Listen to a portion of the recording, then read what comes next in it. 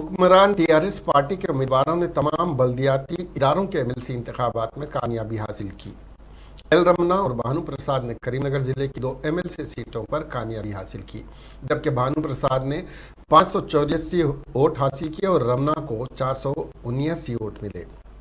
आदिलाबाद में टीआरएस उम्मीदवार दंडे विठल ने 667 वोटों की अक्सरियत से कामयाबी हासिल की।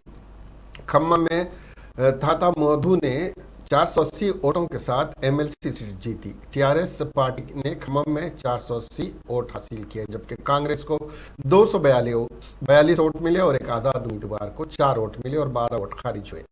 नलगुंडा में एमएलसी कोटी रेड्डी ने 651 वोटों के फर्क से कामयाबी हासिल की।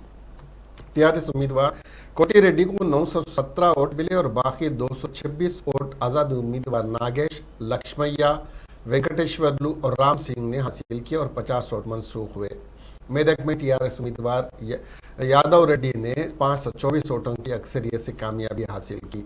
यादव रेड्डी के लिए कुल 762 वोट पोल हुए। उसके बाद कांग्रेस के लिए 238 आज़ाद उम्मीदवारों के लिए 6 वोट और 12 वोट मनसूख कर दिए गए। ప్రతి ఒక్కరికి ఓటర్ మసీదుకు ప్రత్యేకంగా కృతజ్ఞత ధన్యవాదాలు.